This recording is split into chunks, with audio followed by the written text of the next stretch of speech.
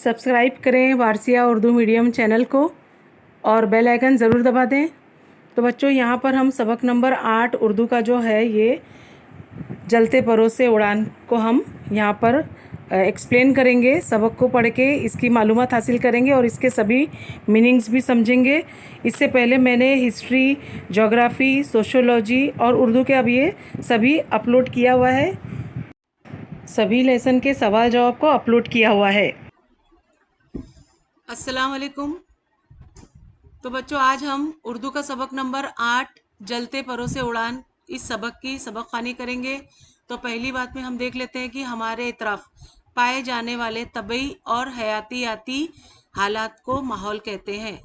तबई यानी फितरी रुग़बत होती है जो इंसानों की, जिसमें हमारी पैदाइशी झुकाव होता है जिस तरफ, उसे, और हयातियाती हालात को माहौल कहते हैं। तो तमाम जानदार और बेजान अशिया माहौल में शामिल हैं। माहौल में तवाज़न के कायम रहने के लिए, तवाज़न यानी जो बैलेंस होता है, उसे बनाए रहने के लिए हर जुज़ का यानी हर एक का मखसूस तनासुब में पाया जाना ज़रूरी है। माहौल के तवाज़न में मामूली बिगाड़ भी तमाम मखलूक़ात पर असरअंदाज होता है। इंसान के मुख्तलिफ आमाल व अफ़ाल यानी उसके कामकाज का तरीका जो है वो माहौल में ख़राबी का बाहस बनते हैं। बढ़ती आबादी, जंगलात की कटाई, इमारतों की तामीर, सनतों की तरक्की, एटमी भट्टियाँ और टीवी और मोबाइल टावर से खारिज होने वाली लहरों वगैरह से नबातात यानी कि जो पेड़ पौधे, हरियाली जो होती है वो नबातात में आती है, और हैवानात होते हैं जो जानदार, इंसान और जानवर, उसमें सब कुछ आते हैं। वह जमादात, जमादात यानी जो धात की चीज़ें वगैरह होती हैं, जो मशरूबात में भी कई इसके मतलब में आता है कि जो मशरूबात जिसमें झाग वगैरह होता है उसको जमादात कहते हैं। और मिनरल्स वगैरह जो होते हैं, मिट्टी में जो भी धात पाए जाते हैं वो मिनरल्स में आते हैं, वो उसको जमादात कहते हैं। पर मज़र असरात पड़ते हैं, तो इन तीनों चीज़ों पर इसके बुरे असरात पड़ते हैं जो आजकल हमारे माहौल के मतलब यहाँ पे जो मज़र असरात पड़ते हैं उसके ऊपर, जो जो यहाँ पर नबातात, हैवानात व जमादात पर। तो यहाँ पर देखिए, जान पहचान में हम देखते हैं कि साजिद रशीद 11 मार्च 1955 को बलरामपुर यूपी के एक गांव सुगडेवा में पैदा हुए। उनका शुमार 1970 के बाद उभरने वाले मारूफ अफसाना निगारों में होता है। वो अफसाने में मकसदियत और नज़रिए दोनों के कायल थे। उनके अफसाने सियासी और समाजी शऊर से भरे नज़र आते हैं। रेत की घड़ी, नखलिस्तान में खुलने वाली खिड़की, एक छोटा सा जहन्नुम, एक मुर्दा सर की हकायत, इनके अफसानवी मजमूए हैं। उन्हें साहित्य अकादमी इनाम बराए तर्जुमा और कथा अवार्ड से नवाजा गया है। तर्जुमे के लिए और कथा अवार्ड से नवाजा गया है। साजिद रशीद एक बेबाक और उसूल पसंद सहाफ़ी थे। उनके मज़ामीन ज़िंदगी नामा के नाम से शाये हो चुके हैं। उन्होंने नया वर्क नाम का एक अदबी रिसाला भी जारी किया। 11 जुलाई 2011 को मुंबई में उनका इंतकाल हुआ। तो यहाँ पे हो गई इनकी मालूमात। तो चलिए हम सबक को भी पढ़ के देखते हैं। रेशम जैसी मुलायम और धनक जैसे रंगीन परों से सर निकालकर परिंदे ने जब अपने बाजुओं को फटफटाया तो उन पर ठहरे ओस के नन्हे कतरे मशरिक की भूरी पहाड़ियों से झांकते सूरज की किरणों से दमक उठे, जैसे पिघले सोने का फव्वारा फूट पड़ा हो। उसने अपनी सुर्ख चोंच खोलकर फरहत बख्श हवा सीने में भरी और बड़ी ताजगी महसूस की। फिर सर झटक कर आसपास देखा, सब कुछ वही था और कितना दिलकश। सूरज की नारंगी किरणों से तमतमाती भूरी पहाड़ियां, पहाड़ियों के पैरों को धोती गहरे नीले पानियों वाली नदी, दूसरी जानिब नदी में गिरता दूध जैसा झरना, किनारे पर बिखरा मखमल सा सब्जा और उन पर झिलमिलाती ओस की बूंदे। खुदरू पौधों यानी खुद से जो पैदा हो जाते हैं वो खुदरू पौधे कहा जाता है, पर मंडलाती खुश रंग तितलियां, छोटे छोटे पतंगे, दाएं तरफ ताज़ा सब्ज पत्तों से ढका घना जंगल, पेड़ों को लचकदार मजबूत शाखों पर फुदकती चिड़ियां और इनकी चहकार, सुरमई नम मिट्टी पर रेंगती चींटियां, मासूम आंखों वाले हिरनों का झुंड, सब कुछ वही था और कितना दिलकश।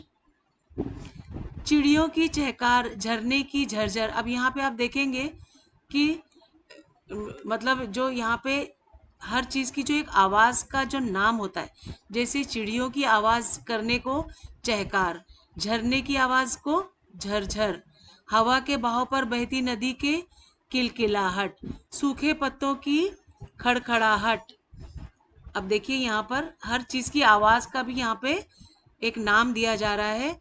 नदी के किनारे सुबह की पहली धूप सेकते मेंढकों की टरटराहट, पेड़ों के तनों पर चढ़ती उतरती गिलहरियों की चिकचिकाहट, सफेद झींगरों की सीटियां और हम आगोश होती लचकीली शाखों की सरसराहट। इन आवाजों की नगमगी से सारा आलम गूंज रहा था। सब कुछ वही था और कितना दिलकश। परिंदे ने सीना फुलाकर आसमां को देखा। बेदाग आसमान आज भी इतना ही नीला और चमकदार था जितना कल था।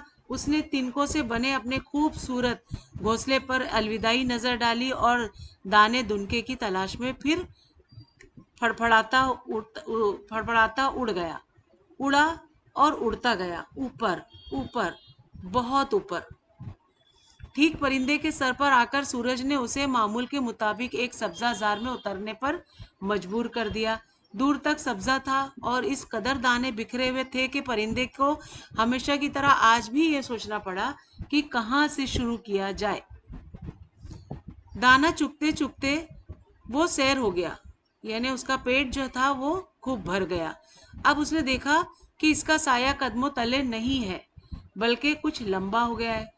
उसने मिट्टी में चोंच रगड़कर करीब की नदी से ठंडा पानी पिया और फिर एक बार हवा को चीरता फिजा में उड़ता चला गया। दानों से भारी पेट को हल्का करने के लिए उसका मामूल था। उसे हर उड़ान पे यूं महसूस होता जैसे वो बस अभी चमकते नीले आसमान को चूम लेगा। आसमान को चूमने की ये ख्वाहिश उसे ऊपर ही ऊपर लिए चली जाती। आसमान अभी बहुत दूर था और परों में थकन रेंगने लगी थी। उसने आसमान को छूने का फैसला हमेशा की तरह कल पर टाला और नीचे उतरने लगा। परिंदे ने जब सर कम करके नीचे देखा, यार सर को घुमा के नीचे देखा, तो फैली हुई दुनिया को देखना चाहा तो अचानक उसकी परवास थम गई। उसका नन्हा सा दिल धक से रह गया। ढक से रहना यानी सुन्न हो गया। नीचे सारे ही स्याही माइल धुंध फैली हुई थी। ऐसी धुंध के पेड़ पौधे, नदी नाले, पहाड़, झरने मैदान में जाने कहाँ खो गए थे। क्या ये सवेरे की धुंध है? लेकिन सवेरा अभी कैसे चला आया? और फिर सवेरे की धुंध तो बड़ी खुशगवार होती है। वो ऐसे कसिफ कसिफ यानी गाढ़ा। कसिफ का यानी मतलब होता है गाढ़ा, इन्हें घना।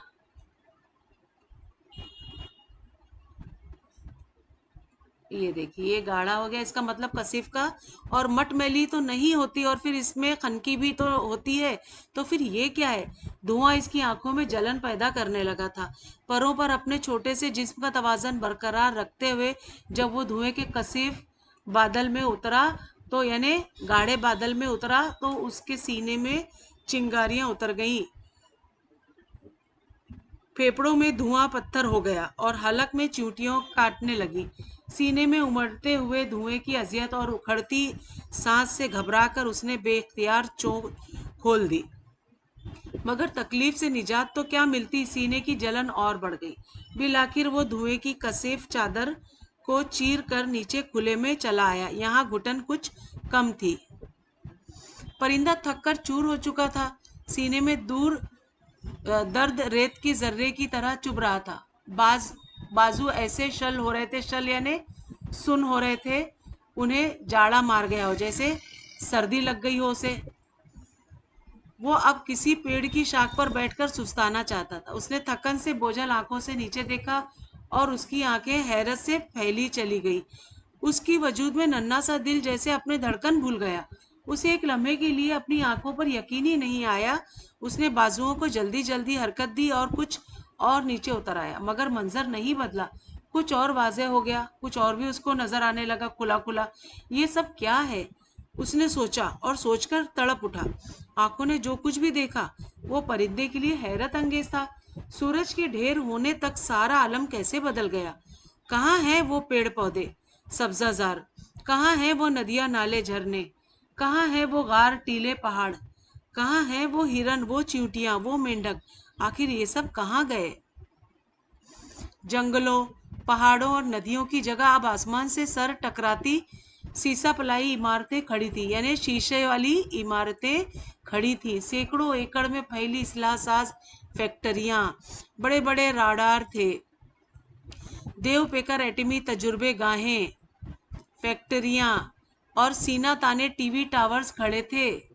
बड़ी बड़ी दूरबीनें, देखिए बड़ी बड़ी दूरबीनें भी थी, और बरकी तारों का एक जाल था, वायर वगैरह जो होते हैं वो। एक किनारे पर तरतीब से बनी एटमी भट्टियां थी, जिनकी कशादा चिमनियां धुआं और जहर उगल रही थी। इस्लासाज फैक्ट्रियों और एटमी भट्टियों से गाढ़ा काला धुआं हाथियों की तरह झूमता हुआ निकलता और फिजा में चादर की तरह तन जाता। कल का नीला शफाफ शफाफ